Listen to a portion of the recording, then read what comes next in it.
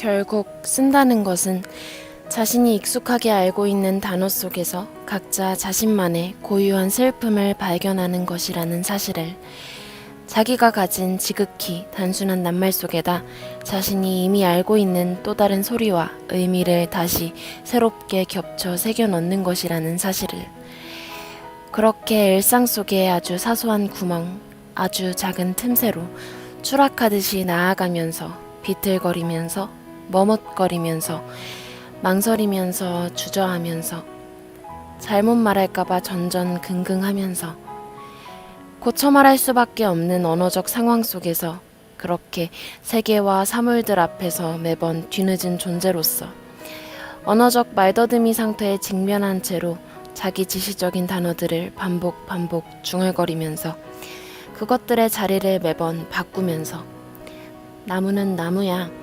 나무는 나무지, 나무는 구름이 아니잖아. 그런데 왜 나무가 구름이면 안 되는 거지? 나무는 구름이지, 구름은 나무지.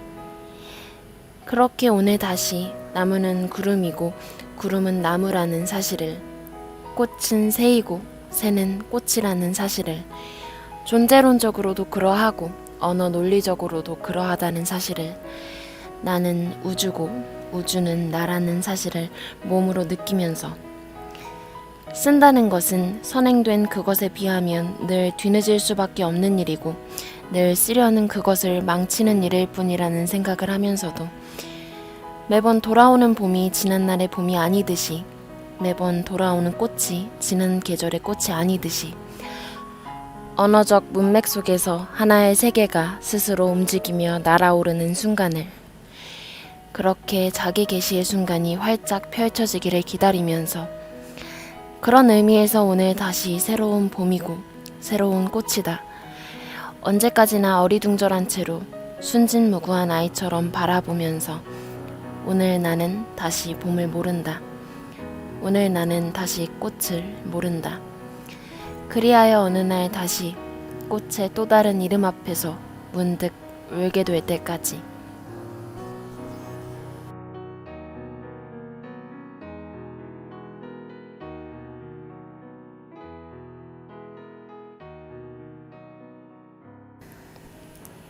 15분 라디오 그 43번째 이야기, 저는 DJ 수정입니다.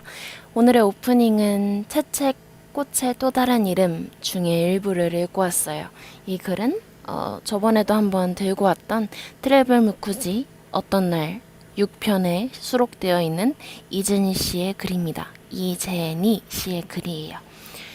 참 요새 저도 이제 글을 쓰니까 느끼는 건데, 참 시를 쓰면서 긴 글까지 잘 쓰는 사람들을 보면 얄미울 정도로 부러워요.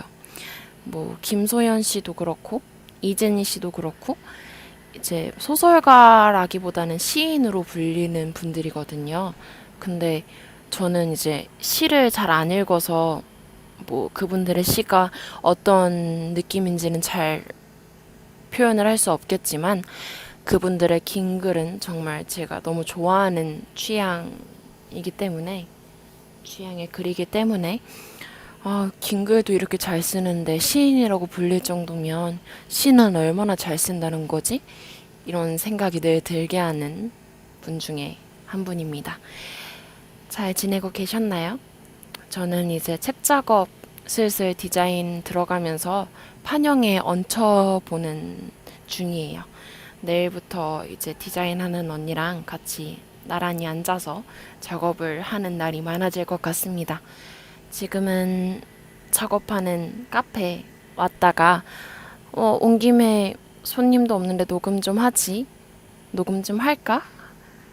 해서 녹음하고 있어요. 근데 카페 안에서 녹음하기는 조금 묘해서 마당으로 나와서 책상에 앉아서 하고 있는데, 아우, 제주도 모기가 저를 제물로 생각하나 봐요. 지금 사정없이 모기에 뜯기고 있는 중입니다. 저의 열정을 알아주세요, 여러분. 여튼 그래요. 오늘의 저스트 10미닛은 혼자이고 싶을 때였는데요. 사연을 함께 봅시다. 머리에 생각이 많을 때요. 항상 생각이 많긴 하지만 잡생각을 편안하게 비워버리고 머리에서 떠나지 않는 생각들도 다 정리하고 그럴 때 혼자이고 싶어요. 어딘가 아무도 나를 모르는 곳 어딘가에 앉아서 정말로 머리를 비우고 혼자 있다 오고 싶어요. 새롭게 변한 몸과 마음으로요. 저 그럴 때가 있죠. 진짜 너무 답답하고 갑갑한데 그걸 누구를 만나는 걸로도 충족시킬 수 없을 때는 아예 아무도 나를 모르는 곳으로 가서 새로운 일상을 시작하고 싶은 마음 그런 것들이 있죠. 저도 뭐 비슷한 느낌은 아니겠지만 비슷한 느낌일까요?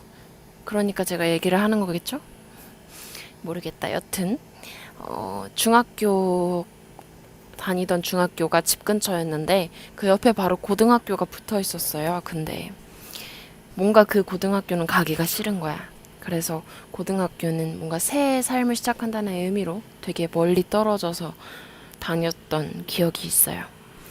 진짜 아무도 모르는 곳에서 좀 새로운 나를 표현하고 싶었던 그런 느낌이었던 것 같아요.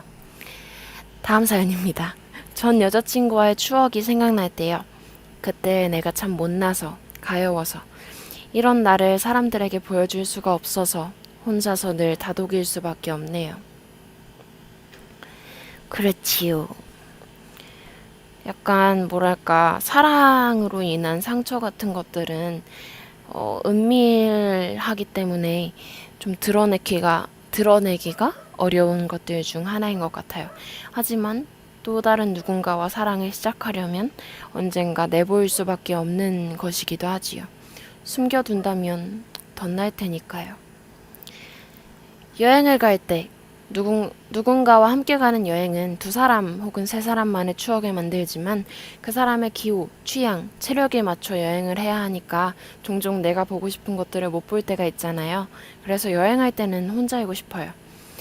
맞아요. 저도 여행은 혼자라는 주의여서 참 제주도에 이렇게 내려와서 좀 지내기 이전에도 제주도에 혼자 되게 많이 내려왔었잖아요.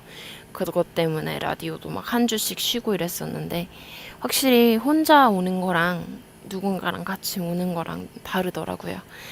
혼자 와버릇한 제주도에 친한 언니와 함께 오게 됐을 때 어쨌든 그 언니의 기호나 취향에 따라서 먹는 것도 좀 맞춰야 하고 돌아다니는 코스도 맞춰야 하고 해서 나름대로 신선한 재미긴 했지만 그만큼 조금 피곤했던 기억입니다. 마지막 사연이에요. 내가 너무 남들한테 맞춰준 것 같은 느낌이 들 때. 그쵸. 약간 그런 감정이 너무 깊어지면 딜레마처럼 깊어질 수도 있을 것 같아요. 모레니. 어쨌든 내 삶이고 내 일상인데 다른 사람의 삶과 일상에 조금 더 초점이 맞춘 생활을 하게 된다면 속상하죠. 약간 쉬고 싶을 때, 아무 생각 없이 쉬고 싶을 때 혼자이고 싶어지는 것 같아요.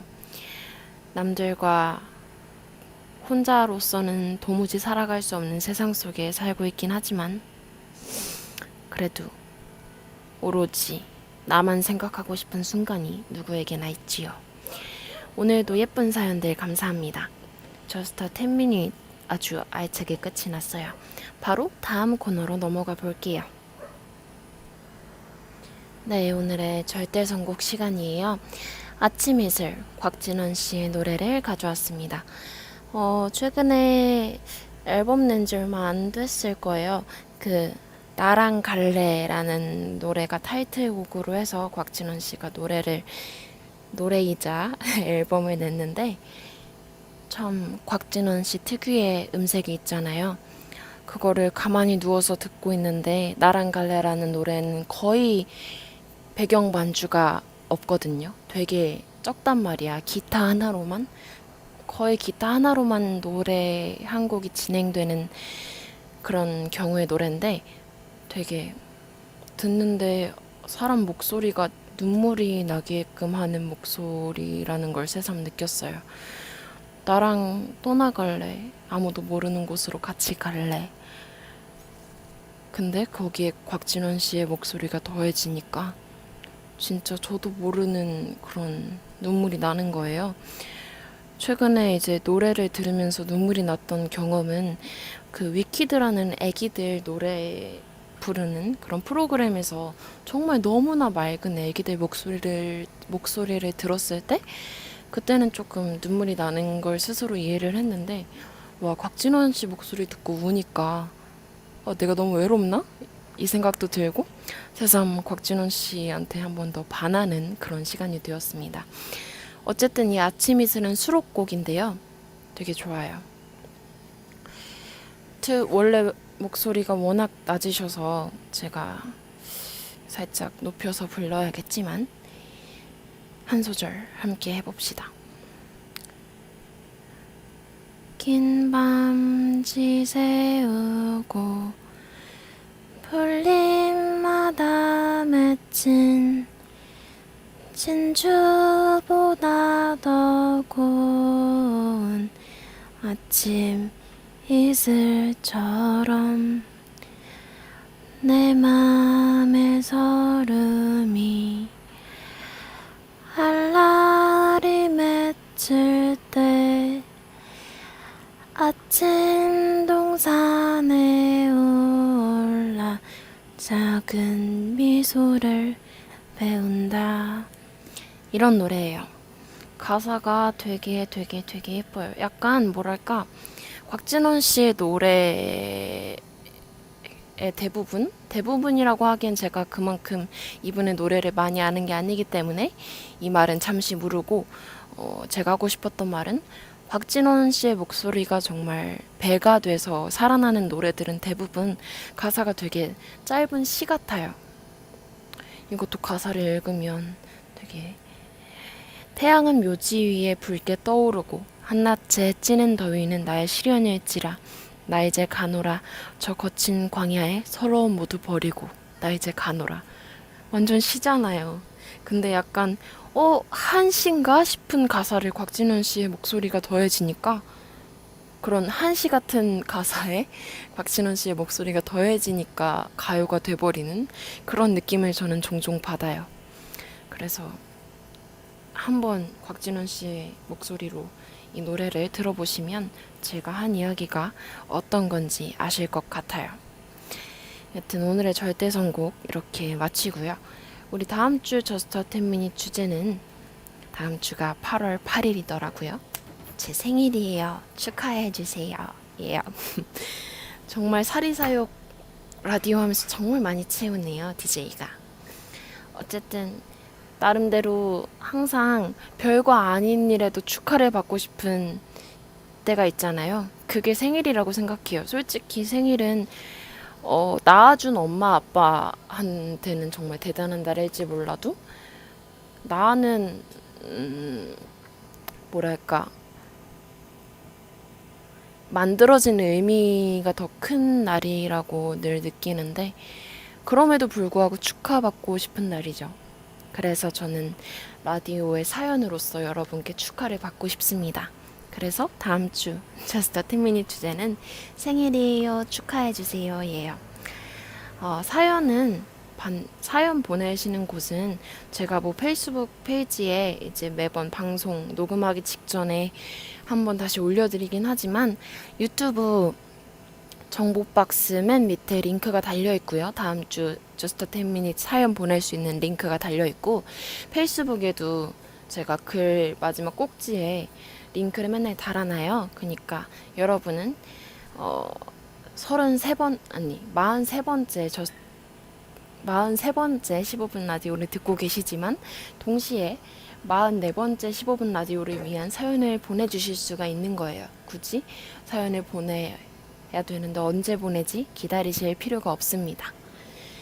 헷갈려 하시는 분들이 많은 것 같아서 매번 공지하려고요. 저는 모기의 밥이 좀 심하게 될 것 같으니 슬슬 들어가 보도록 하겠습니다. 오늘 하루도 함께 해줘서 고마웠어요.